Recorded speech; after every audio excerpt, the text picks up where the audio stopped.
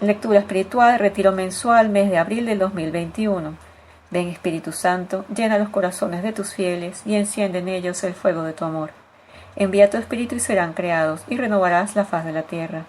Oh Dios, que habéis instruido los corazones de los fieles con la luz del Espíritu Santo, concédenos, según el mismo Espíritu, conocer las cosas rectas y gozar siempre de sus divinos consuelos. Por Jesucristo nuestro Señor. Amén. Una dimensión de su vida, el amor a la Iglesia y al Papa. Por Cormac Burke. Dilecit opere et veritate ecclesiam deidet o Romanum Pontificem.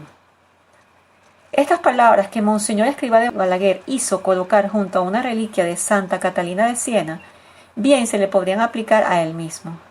Ya en 1939 escribía: «Qué alegría poder decir con todas las veras de mi alma, amo a mi madre, la Iglesia Santa.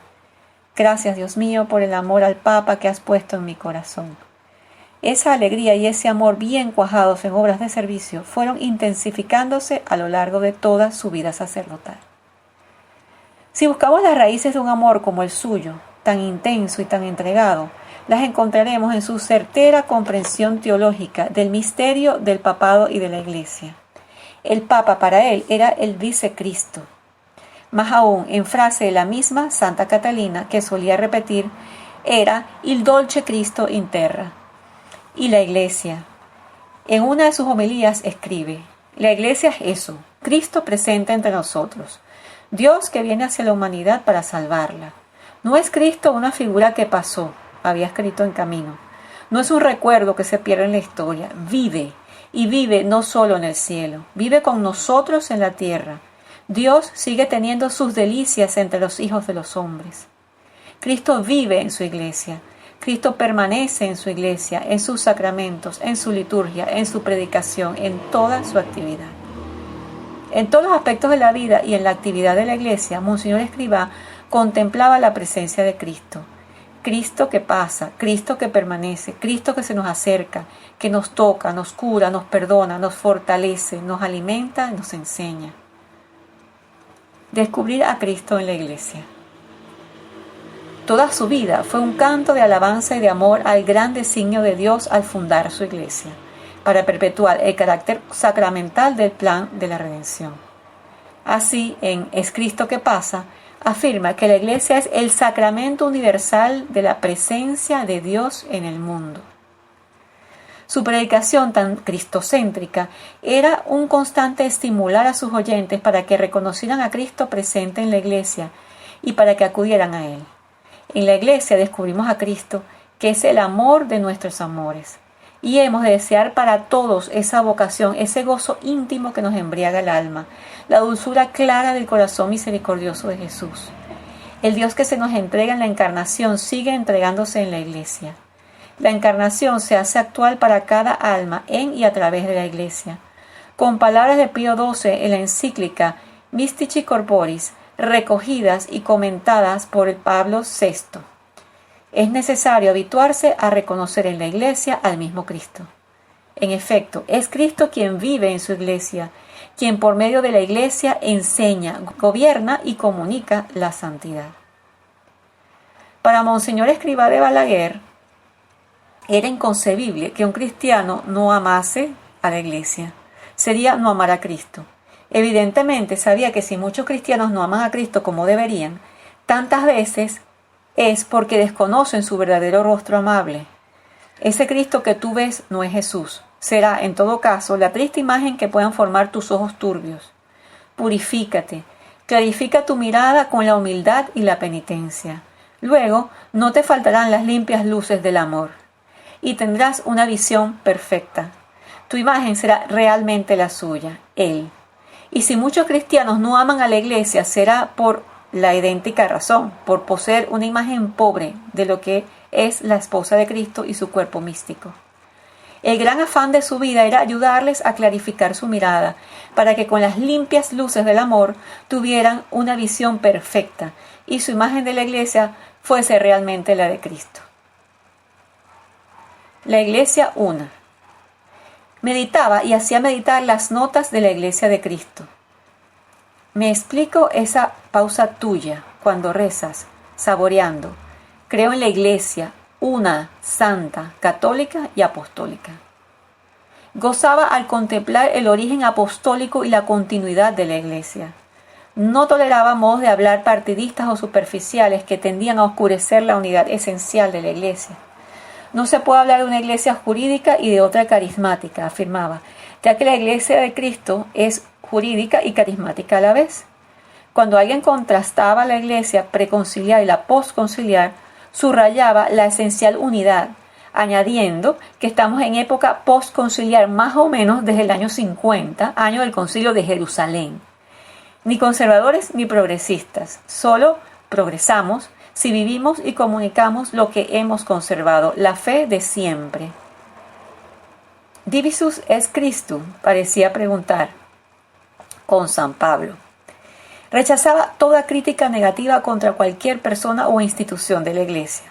Irradiaba una visión extraordinariamente positiva, consecuencia de la caridad de las personas y de las labores apostólicas. Su amor a la unidad se combinaba con su amor a la libertad en lo opinable. Miles de almas se han beneficiado tanto de su claro criterio para discernir lo que es fe o de necesaria disciplina, como de su fortaleza, bien para defender lo que necesariamente ha de acatarse, bien para defender la diversidad de criterios en lo opinable. Comunión de los santos. Amaba la catolicidad de la Iglesia, su universalidad tanto en el espacio como en el tiempo. Su conciencia de la comunión de los santos fue particularmente intensa. Contemplaba la Iglesia visible y a cada cristiano poderosamente respaldada y protegida por la Iglesia invisible. En la Santa Iglesia, los católicos encontramos nuestra fe, nuestras normas de conducta, nuestra oración, el sentido de la fraternidad, la comunión con todos los hermanos que ya desaparecieron y que se purifican en el purgatorio, Iglesia purgante, o con los que gozan ya, Iglesia triunfante, de la visión beatífica, amando eternamente al Dios 3 veces santo. Es la Iglesia que permanece aquí y al mismo tiempo trasciende la historia. La Iglesia que nació bajo el manto de Santa María y continúa en la tierra y en el cielo alabándola como madre. Amaba el rico patrimonio de la Iglesia, su patrimonio doctrinal, litúrgico, histórico, y que quería que todos los católicos tomasen conciencia y se beneficiasen de esta herencia. Defensor también de la herencia de piedad, las devociones populares de siglos pasados, mantenía que las viejas devociones son buenas. Amor al Papa. Su catolicidad explica su espíritu romano. Comprendía que si el Espíritu de Cristo ha de irradiar de modo universal, debe partir de un centro, cabeza y corazón, que sólo si los católicos discípulos de Cristo se dejan atraer hacia ese centro, superando las divisiones parciales y el espíritu pueblerino, pueden adquirir una mente y un corazón anchos, un espíritu universal. De ahí su afán por romanizar el Opus Dei, para que sus socios pudiesen servir mejor a la Iglesia Santa. De ahí su amor al Papa. Esta Iglesia católica es romana. Y saboreo esta palabra, romana. Me siento romano, porque romano quiere decir universal, católico, porque me lleva a querer tiernamente al Papa, il dolce Cristo in terra, como gustaba repetir Santa Catalina de Siena, a quien tengo por amiga amadísima. Pensad siempre, decía a los socios del Opus Dei, que después de Dios y de nuestra Madre la Virgen Santísima, en la jerarquía del amor y de la autoridad viene el Papa. Y la razón es la de siempre. El amor al romano pontífice ha de ser en nosotros una hermosa pasión, porque en él vemos a Cristo. Tan aguda conciencia tenía de la excelsitud y la santidad del papado, que siendo por temperamento de un aplomo excepcional, se emocionaba profundamente cada vez que se encontraba con el vicario de Cristo. En una ocasión le oí decir: no me acostumbro nunca ni a decir la Santa Misa ni a tratar al Papa. Al Papa que fuera, no se paraba en diferencias de carácter de un Papa a otro.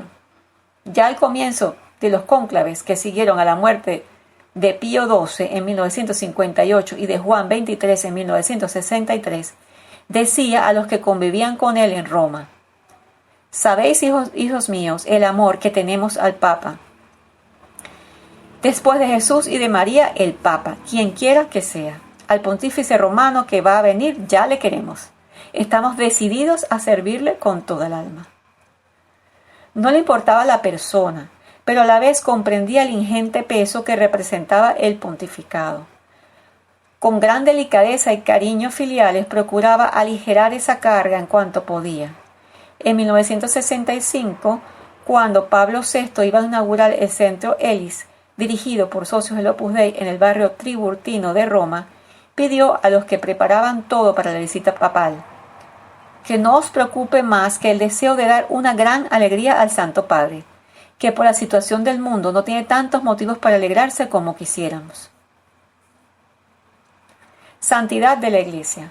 Monseñor Escrivá de Balaguer se gozaba sobre todo en la santidad de la Iglesia, que veía como la misma santidad de Cristo presente y activo entre los hombres. La santidad de los sacramentos, que solía describir como huellas de Cristo, y la santidad del culto, de la liturgia, sobre todo del santo sacrificio de la misa. Volúmenes enteros no bastarían para dar una idea de su inmenso amor hacia la sagrada Eucaristía y el sacrificio de la misa, centro y raíz de la vida del cristiano, como le gustaba describirla. Estaba plenamente convencido de que la Eucaristía, en palabras del Concilio Vaticano II, en ella está toda la riqueza espiritual de la Iglesia, y la pregonaba y la defendía como tal. Después, la santidad de la doctrina de la Iglesia, que por ser doctrina de Cristo es la verdad divina, la verdad que salva. Personas del mundo entero han visto cómo consumió sus energías y su misma vida en predicar la verdad de siempre, y más aún en los años inmediatamente posteriores al último concilio, cuando en ocasiones hacía falta no poco valor para demostrar una firme adhesión al magisterio eclesiástico. No tenía miedo al término obediencia, ni a la realidad que significa. Al contrario, amaba la obediencia, precisamente porque se daba cuenta de que obedecer a la legítima autoridad es obedecer a Jesucristo. El que tiene mis mandamientos y lo cumple, ese es el que me ama. Obedecer tanto la disciplina como el magisterio de la Iglesia fue para él la manera de atarse al amor de Cristo. En momentos en los que muchos parecían rebelarse hasta contra las mínimas indicaciones de la autoridad, él ponía un empeño amoroso en acatar esas disposiciones, por ejemplo, las que afectaban el modo de celebrar la misa, aun cuando le costaba un esfuerzo grande y por su edad razonablemente podía haber pedido una dispensa. Su defensa de la Iglesia que amaba. En la Iglesia, Monseñor Escrivá de Balaguer contemplaba y amaba a Cristo presente y activo entre nosotros, activo de un modo tantas veces oculto, también porque su actividad se dirige hacia el mundo interior de las almas. El campo de la actividad de la Iglesia que habitualmente contemplaba era ese campo de las almas. Su fe, vivida intensamente a lo largo de más de 50 años de actividad pastoral, le permitía ver y comprobar, aún en momentos difíciles, la profunda y eficaz acción del Espíritu Santo en este campo. Pero a la vez sabía que la poca fe de los hombres podía disminuir la eficacia de esa acción salvadora. Viendo que efectivamente muchos factores en este mundo nuestro contribuyen a debilitar la fe, intensificaba su labor en defensa de las almas y de la Iglesia que amaba. Trabajaba en una catequesis verdaderamente mundial, sin concederse descanso y a la vez sin perder la paz, con la firme persuasión de que el amor de Dios es infinito y no queda afectado por las inconstancias o las infidelidades de los hombres, que no aciertan por miopía, por egoísmo, por estrechez de miras, a vislumbrar el insondable amor de Cristo Señor nuestro. Veía claramente cómo la tentación perenne de sustituir la fe por la visión humana está presente hoy, con particular vehemencia, y sabía a dónde lleva el proceso que así comienza. Se empieza por minusvalorar la visión esencialmente sobrenatural de la Iglesia. Se oscurece el sentido y la importancia primordial para cada alma de los medios de salvación, sobre todo los sacramentos. Esa visión humana inevitablemente desemboca en un exacerbado espíritu crítico y negativo, obsesionado por los defectos que ve o cree ver en personas o instituciones de la Iglesia. Y como fin de este proceso se llega a querer cambiar los mismos fines, la naturaleza misma de la Iglesia, para hacerla relevante, con una relevancia totalmente intramundana ante el hombre de hoy. Te damos gracias, Dios Todopoderoso, por todos tus beneficios, que vives y reinas por los siglos de los siglos. Amén.